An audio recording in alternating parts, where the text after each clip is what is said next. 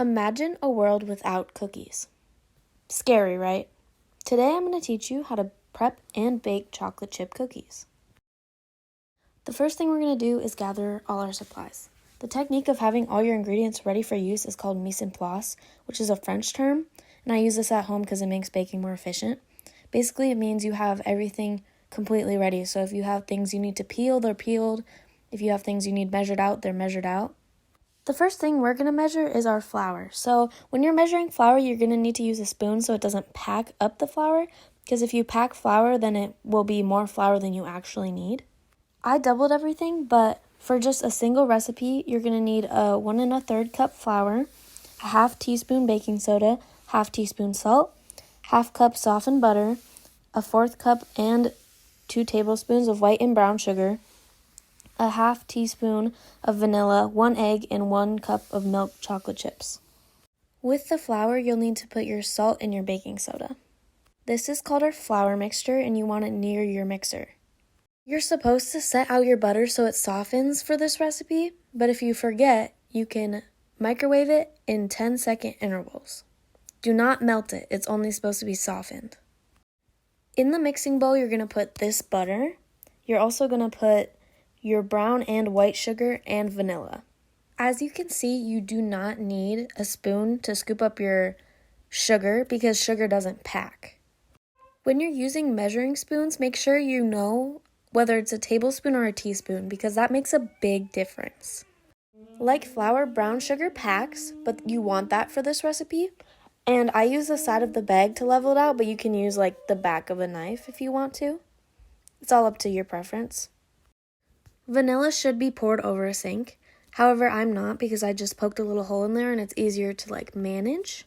You could also just pour over another bowl. You're just not supposed to pour over the bowl that your ingredients are in. Crack your egg in a separate bowl and leave it by your mixer so that you have it when you need it. I'm cracking 2 eggs because I made a double batch. You do not need 2 eggs for a single batch. Here are all my ingredients measured out besides the chocolate chips. The mixer I use is a stand mixer. It comes with 3 different attachments.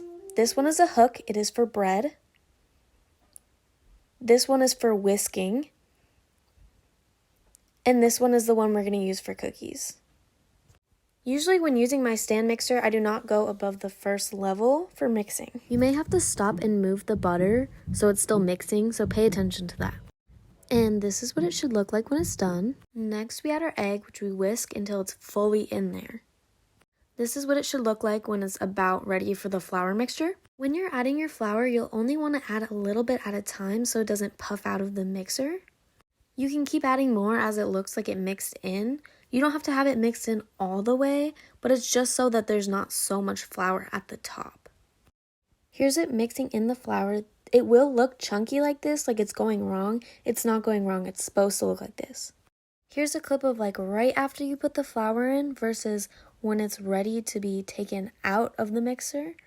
So this is about done. This is when you would start putting your chocolate chips in. Also, do not be afraid if your mixer is wobbling. I hand mix in my chocolate chips because it's not really good for your stand mixer to be mixing in chocolate chips. It's rough on it. I also put little bits of chocolate chips in at a time because it helps distribute them better, or else one cookie will have way too many chocolate chips, which is a thing, and one will have not enough.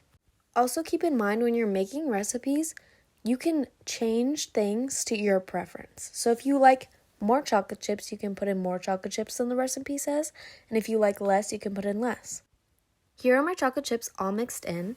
I like to use this scooper to make sure my cookies are kind of the same size. You're going to have to grab a pan and parchment paper, which according to Taste of Home, distributes oven's heat more evenly and won't scorch your cookie bottoms. Preheat your oven to 350. And whenever you're doing a new recipe, you're going to take the lower amount of time suggested. So when it's 10 to 12 minutes, you're going to take 10. Another thing that's optional that I personally do with my cookies is I roll them. This just helps with the shape and how they might distribute heat. Of course, if you don't care what your cookies look like, you do not have to do this.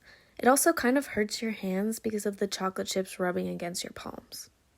Another thing I keep an eye out for while I'm doing this is the size of the cookies, because sometimes you can't really tell the size of the cookies when they're spread out, but once I rolled these two out, I could definitely tell that one of them was bigger than the other, and then I could split it in half. Here are my hands when I'm completely done rolling both batches of cookies. So again, we're going to do 10 minutes, and you can add more time as you go, but you should always start with the lower amount of time. When they're done, they'll have that nice golden brown ring at the bottom. They might seem raw, but they're not. You just have to let them sit.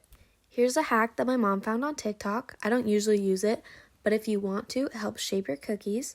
You have to do it right when they get out because cookies are very shapeable when they're still warm. This is also why you should not be moving your cookies until they are set out. You have to let them cool before you move them. Usually I do dishes while the cookies bake. Kenzie likes to put sea salt on her cookies, so you can try things like that. Thank you for watching. I hope you now know how to make chocolate chip cookies.